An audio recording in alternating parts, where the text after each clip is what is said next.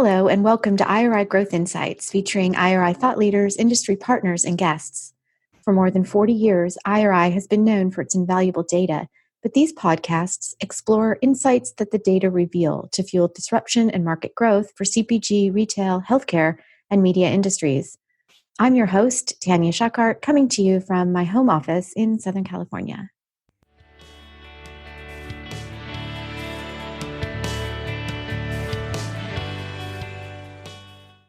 Today, I'm joined by Jennifer Pelino, Senior Vice President of Omnichannel Media in IRI's Media Center of Excellence.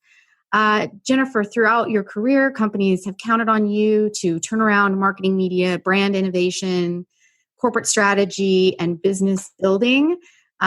You quickly analyze and grasp the complexity of situations, stabilizing teams and businesses, solid strategies.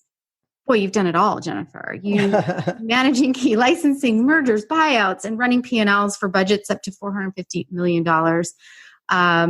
Boy, IRI is sure lucky to have you. You advise some of the world's top manufacturers, retailers, and media agencies on integrated data and prescriptive analytics, significantly improving marketing performance, and achieve measurable sales and lift. I tell you, I could go on and on. What's great about this, I've come to know you a little bit, and your expertise is bountiful. No questions there, and you're super relatable. So you're not only this, I think you called it a blue chip marketer, but you're also a consumer, a mom, a wife. So during this time right now, more than ever, I think our listeners are going to really appreciate getting a chance to hear from you. So welcome to Growth Insights. Great. Thank you, Tanya. I really appreciate it. I am really excited to have this conversation with you. As you said, we are in some, unprecedented times, and the relatability, I surely have during these times, not only from a business perspective, but also from a personal perspective as well. I have a 7-year-old, a second grader, and, being thrown into being a parent teacher as well has been quite a bit of challenge, especially with my role and helping to advise, CPGs, their agencies, and all of the brands that, are dependent on our key analytics and our thought leadership. Yeah, I mean, relatability right now is, I think, more important than ever, right? People want to be talked with, not talked to.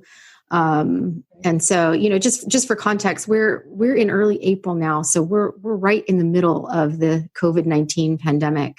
Insights have probably never been more important. And so that's what we're going to talk about today, right? Insights to help drive growth and advertise in a pandemic. And just to further set the stage here for our listeners, today's topic stems from a pretty important piece of research that you did, Jennifer, with your colleagues on the media team, specifically to help CPG manufacturers during this unprecedented time, as you mentioned, to understand how quickly buying, consumption, and media behaviors are changing and how to develop the right marketing and optimization plans to drive growth and ROI. So let's just get into it. Can you talk to me a little bit about the state of the industry right now and what kinds of consumption patterns are emerging?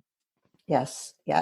Well, as we said, and even, you think about your own situation, right? And, it's fairly obvious that, we're all going through and developing new habits, right? We started pretty much, 4 weeks ago, some of us, maybe, a week before that, but, in the next, 12 weeks also too, we're going to continue to see change. And the opportunity right now for brands is that these shifts are happening like nothing we've ever experienced, and in the scale of our history. So really at this particular time of uncertainty, we're seeing, a number just of behavioral changes, in the way we buy groceries or think about, how we're going to buy groceries. We were still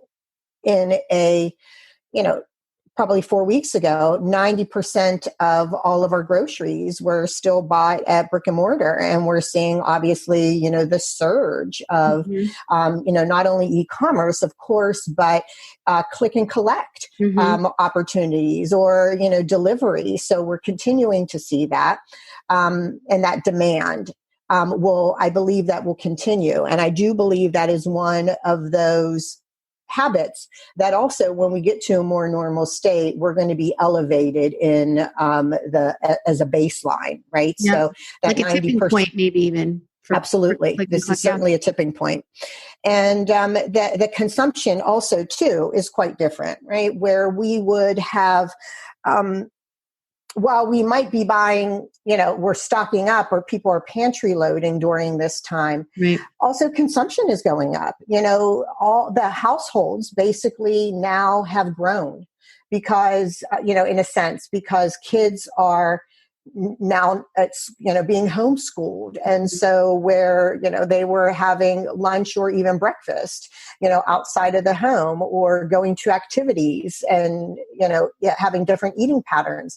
Now all of that is at home. And so you have to have enough snacks and, to keep people occupied. And, people who are working at home, right? They're no longer going out for lunch. They're eating at home. And, I'll tell you right away that, I know my snacking patterns have, gone up, as we are home all day. Absolutely. And, stressed.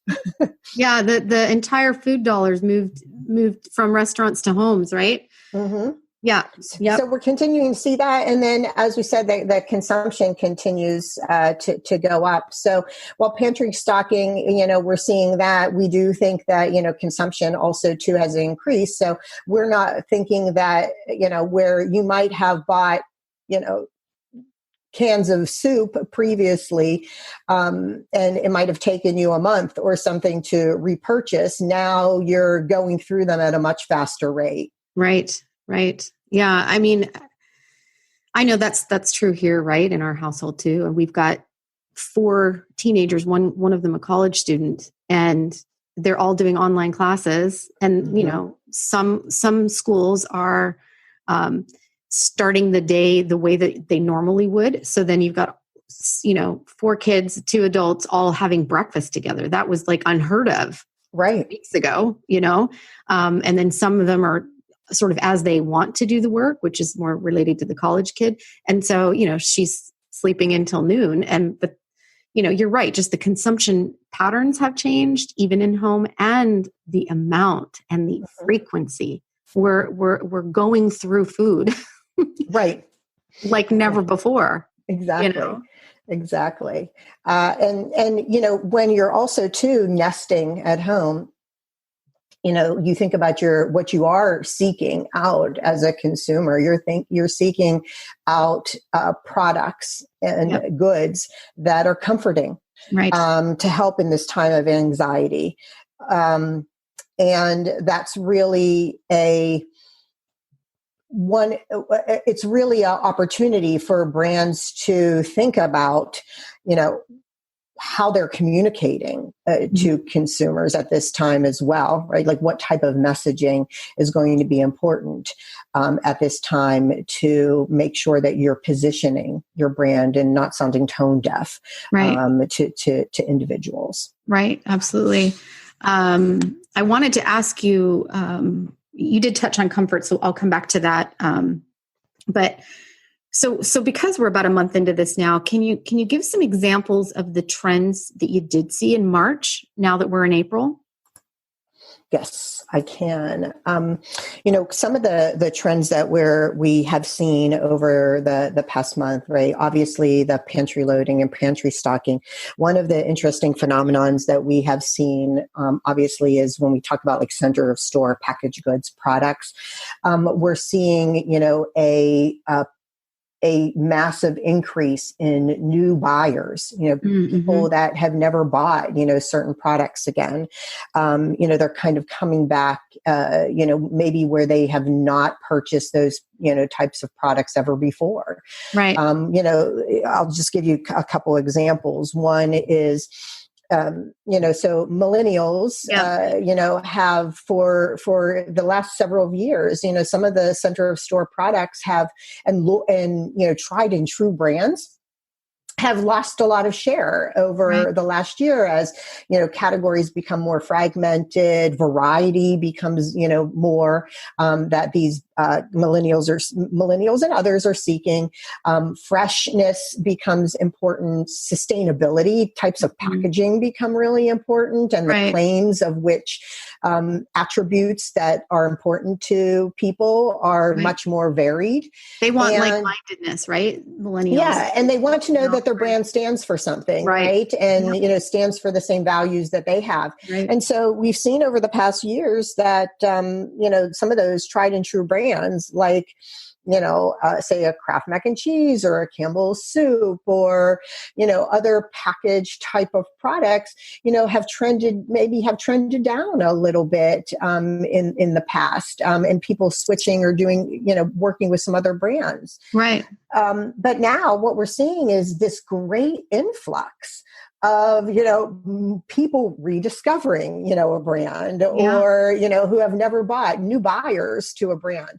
And so I think that this is an interesting time and an interesting pattern, that we're seeing specifically in, the center store and packaged goods and an opportunity for some of these brands to think about, what they can do and how they can connect with these new consumers where they might have never had an opportunity to do so.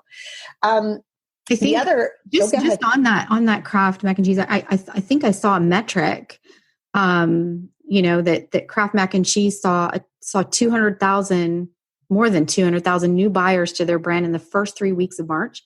Yeah. And then and we just did the results from last week, and just in 1 week there was over 250,000 new buyers to that brand. So huge increases. I just got goosebumps because it's very telling, right? Those numbers are indicative of the reality of the situation, right? So perishables are no longer top priority, probably, right, for those millennials. Yeah. They want, to your point, these comfort brands. The comfort brands, yeah. Yeah. The other thing that we've also obviously been seeing, right, on the media side of the business, we've seen, a lot increases, obviously, in media consumption, right, up to 70+%, right? Yeah. Different behaviors emerging, right? Everybody is an influencer now on social media. It's exploding, and so. Not only that consumption is up, but what we've also seen is a reverse based off of actual digital buying. We've seen CPMs on digital media and costs coming down about 40%. Wow. Part of that is the fact that there are a number of industries that just shouldn't be don't want to be advertising at this particular time, right? Sure. So entertainment, travel, where, their business is, dependent on, events or, or people, having the ability to, move about and not be sequestered. So we are seeing, kind of that supply demand, that relationship there, having an effect. So media costs are down, and TV media costs are down as well, when we're seeing it across spot markets and regional, almost about 50%, because again, the increased supply because of the lower advertising demand on, say sports, which isn't available, and, some of those entertainment, and companies that aren't really advertising as heavily now. Right. Well, that was the segue I was going to make earlier was, I don't know about your family, but I know another way we're seeking comfort here is by watching TV and staying on top of social media. So, you talked about some of that data. Is there anything else you'd like to touch on around TV and social?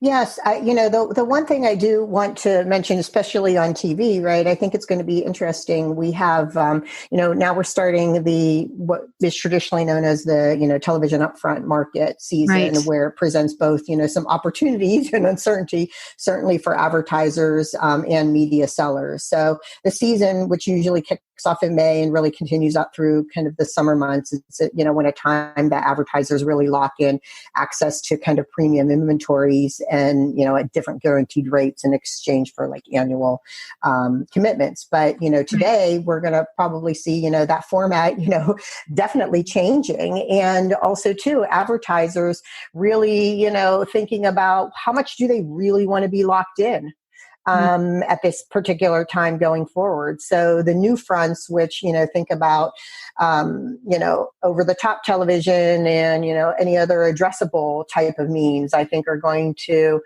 and some of the streaming types of services are going to be more, they're going to have maybe some, different advantages, going forward. So we're going to, continue to keep a watch on that, but we'll definitely see some, changes in the marketplace going forward.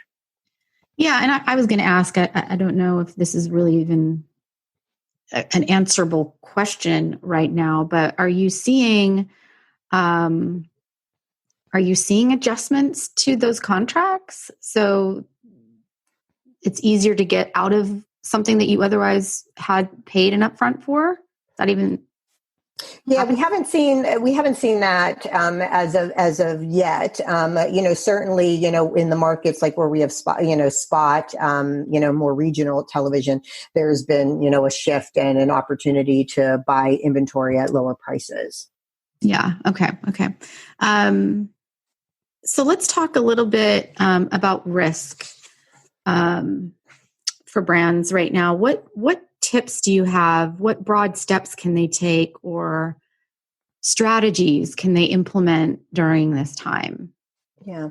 I think, I kind of break it into what I think about as, broad, some broad recommendations, right? I'll name them off and then I think we could deep dive into a little, each one of them. Okay. But the first one is, really look for opportunities to invest in media at this time. As I said, the media prices have dropped and, you have, an opportunity maybe for brands that you couldn't spend, previously before. There might be some opportunities there. The second, big area of recommendation is, thinking about how to connect with your consumers. What are the different ways in which you should be connecting with your consumers? We live in a personalized world, and now more than ever, right, is that perfect time to be able to personalize. People who weren't connected in that way are now connected. Right. So good opportunity there. In conjunction with that, the recommendation is not only connecting with your consumers, but adapting your messaging to them. How are your brands going to be known for during this time? How are you going to support them? Right. How are you going to show them that you're a stable brand? And then the last two, I think really about is, learning and testing and understanding, and how do you optimize during a time where you don't have a baseline to understand what's happening. So, thinking about, optimizing continuously, thinking about, different markets to test, different messages to test. How can you quickly learn from that?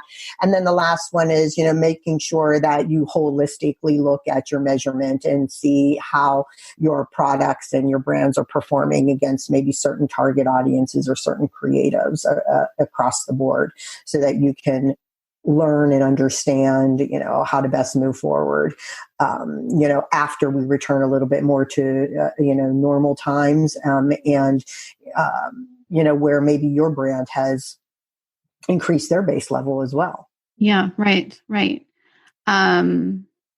Can you talk about share of voice data a little bit?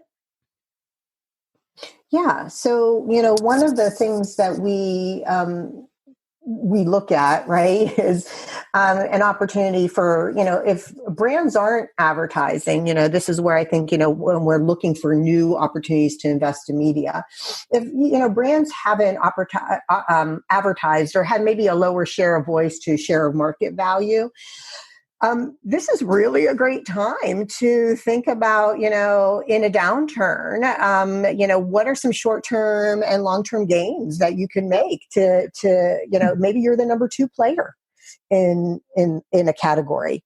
You could increase your messaging, and to, try to gain those new consumers, to bring a new positioning into the marketplace, and to make sure that you connect with your consumers and at least get your message out there more than you would have ever had the opportunity to, right. Versus a competitor that might have pulled back.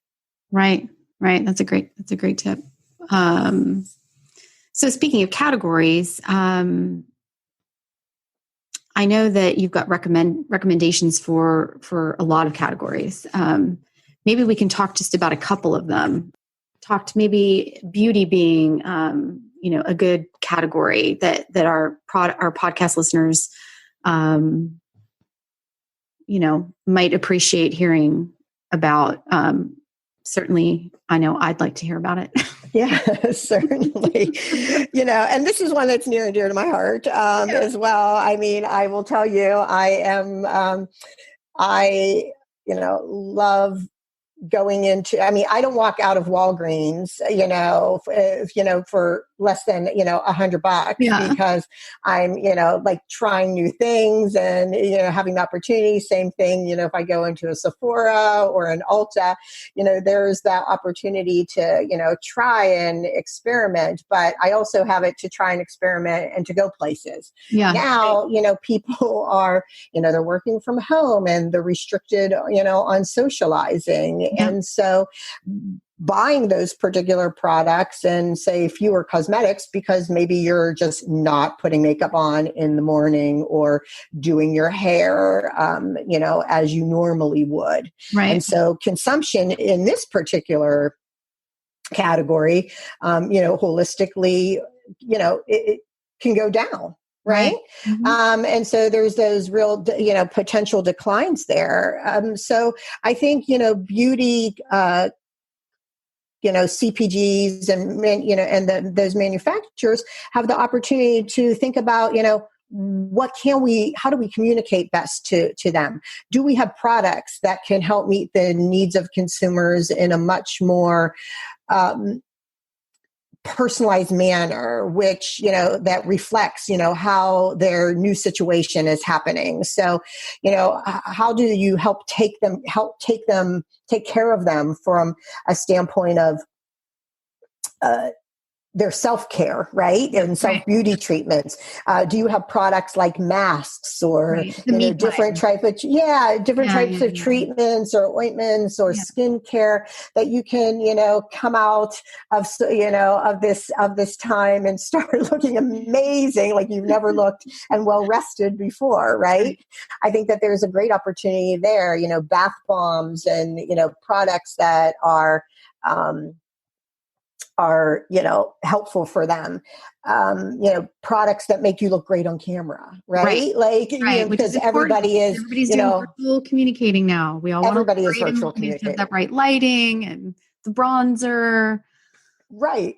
Yeah. So, so amazing things like that. Mm-hmm. And alternatively, it is also a great time to encourage trial and whimsy of, certain products, right? If you have always been a person that, dyes their hair a certain color, maybe, or paints their nails, a pale pink, now might be a time to, branch out and, get that, hot pink, nail color, or even try some new colors on your hair. It's a less of a risk, right? Not many people are going to see you. And so, you can have some fun while you're at home. Yeah. I've been teased about my colleagues during this time. I have been one to get my nails done regularly, my toes done regularly, my hair done regularly. And those are things now I'm having to do on my own. So I can tell you in this house, I've made some purchases in beauty that I different purchases, let's say, than I was making before. Right. So yeah, I have gone out on a limb and tried new things. The latest nail polish, I haven't yet tried it from an application perspective, but I purchased it. It's called Cabana Boy. Mm-hmm. So I thought, well, geez, that's going out on, I can't, travel and sit in a cabana, but I can take a vacation through my nail polish. That's me time for me. I get it. Exactly. And, I mean, there's a ton of, different opportunities when you think about that and think about, the makeup. And I think I mentioned it before and I joked about it, but it is true. Everybody is becoming an influencer, quote unquote. And so, whether or not you're doing it for your family or having, virtual happy hours or doing some fun and creative, things, it's nice to be able to, use maybe some of the creativeness and surprise and delight experiences, for your audience, right? And put some fun, different makeup on that might not be, normal for you. And it's about, 20 minutes, 30 minutes of your time, you become, a little bit of a different person. So it's kind of fun also to get you out of the doldrums of what right. It's a break in the monotony, right? It's become Groundhog Day for everyone. So anything you can do to change it up. Yeah. I would be remiss to fail to say that, in the beauty category, IRI, to find these people who, might have these changing behaviors or new buyers to, face masks and hair color and nail polish, right? The, IRI, one of our unique propositions in the marketplace is that we do have what we call deterministic buyers. We have, that are derived from 500 million loyalty cards across 16 different retailers. And those 500 million loyalty cards are householded to get to 117 million households in the U.S. And that's 93% of the households in the U.S. So we know a lot about your buying behavior and, we know when you're coming into a category. And so we can take that information that allows you to create a group of an audience of new buyers of face masks. And then you can take that audience and be able to customize a creative against them to help them, maybe do a tutorial on here's how to best use face masks. Here's best when to use them. Here's how to, put the application on. And tips and tricks. So the idea here is to, you have in this world that we're at, the ability, you always think of like D2C brands that they have this information of people who searched on their websites and people who have purchased their products. Now is, the time when CPG manufacturers can take a look and be exactly like a D2C brand, right? We have this information, use this information to connect with your brands, show them how you position yourself and how you are connecting with them at the end of the day. Right. And to your earlier point, it's a great opportunity to advance your position in the category, right? Using those techniques. Absolutely. Yeah. Absolutely. Yeah. So, so let's take a look at another category. I think you identified shelf stable drinks as another category to dive into. What trends are you seeing in that category? Yeah, shelf-stable products or, canned goods, I think are an interesting, as I had said, the center of store products have really seen obviously an increase, of pantry loading. And it's a great opportunity to think about ways in which you can send a consumption message to individuals. And, right, we're thinking of, parents are at home now with their kids and they're looking for healthy treats and to refuel after a day of homeschooling. So, you can start positioning, those self-stable juices and products that you have bought as fun after school treats to celebrate the day. And you could start thinking about, be your own mixologist, right? If you're an adult, maybe, pair some, new fun fruity drinks with Jennifer, I feel like we can have our own happy hour talking about cocktails and beauty. Exactly. We should. So I think that, those types of things are, fairly easy to be creative about and connect with your consumers, through digital mechanisms and television too, right? To show how you relate to your consumers. Yeah, this has been great. This has been a great conversation. I feel like we could just chat for, forever, because even though I know that the audience here, they're marketers, they're going through this, or they're in the trenches with us, right? They're right in the middle of it, with us. And so it's never too far from the top of mind, is it, that we're in this together.